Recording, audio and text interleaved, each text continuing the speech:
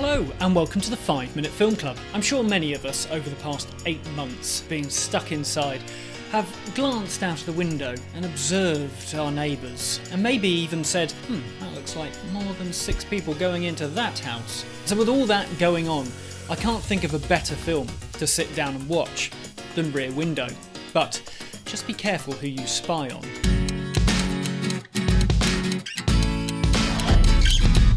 Rear Window was released in 1954 and is based on a short story by Cornell Woolridge and tells the story of a documentary filmmaker, L.B. Jeffries, played by James Stewart. His last assignment left him with a broken camera and a broken leg, and now he is confined to his stuffy and hot apartment with nothing better to do than check on the lives of his neighbours. One evening he hears a scream and becomes fixated with this one apartment across from him and convinced that a murder has taken place there. He, along with his girlfriend Lisa, played by Grace Kelly, and his nurse, played marvellously by Thelma Ritter, go to ever increasingly dangerous lengths to expose the truth. I think Rear Window has got to be one of my favourite Alfred Hitchcock films. Rear Window is not only technically fantastic, but its story and construction are incredibly clever as well. In his famous interview with Hitchcock, director Francois Truffaut perfectly sets out the brilliance of the stories we get in the flats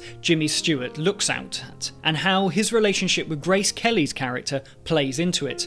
You get the whole relationship spectrum. The young newlyweds, Miss Lonely Hearts who can never find the right man, the composer who can't find the right woman, the couple who seem to be happily married for years, and then the main event, the apartment that contains Raymond Burr's suitcase salesman and his sickly wife that he wants to get rid of. The most successful Alfred Hitchcock films are the ones where he takes the audience with him and actually places them directly into the action, and Rear Window is a brilliant example of this. James Stewart is like an audience member, observing the apartments across from him, but he is also a director, making choices on who he looks at and when. Hitchcock said about this film's construction that it is all about human responses and reaction. What I also like about the film is that James Stewart's character is also just a passenger. We're not really experiencing the story through James Stewart's eyes. There's a few moments where the audience actually gets more information than he does.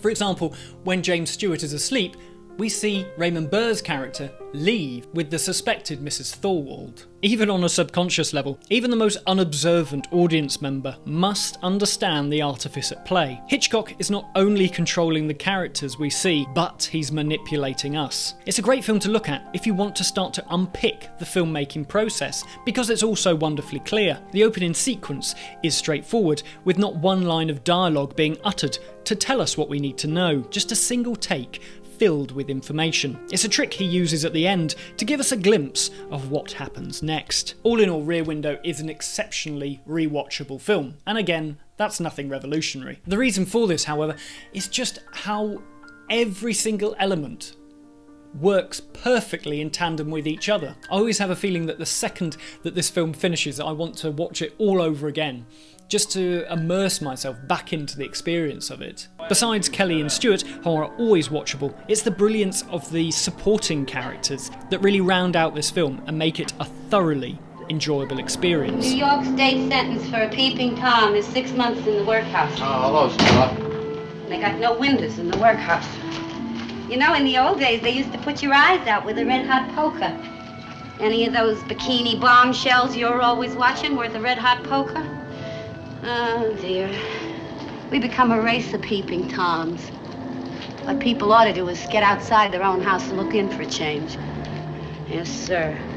How's that for a bit of homespun philosophy? The Reader's Digest, April 1939. Well, I only quote from the best. I honestly can't see why Rear Window isn't included in my 501 must-see movies book. I think it's as important as Psycho and Vertigo and North by Northwest that would follow this film. I think along with Shadow of a Doubt, Rear Window lays all the important framework for the themes that will be explored in those films, like obsession and voyeurism. I also think that if you've never watched an Alfred Hitchcock film, then this is the perfect place to start. Look, the wedding ring.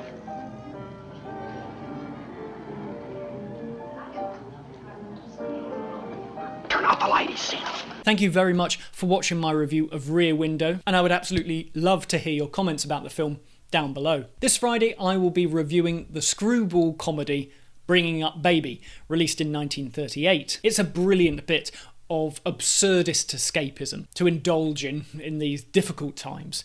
So thank you very much for watching this review. I'll see you on Friday. Thank you very much, and goodbye.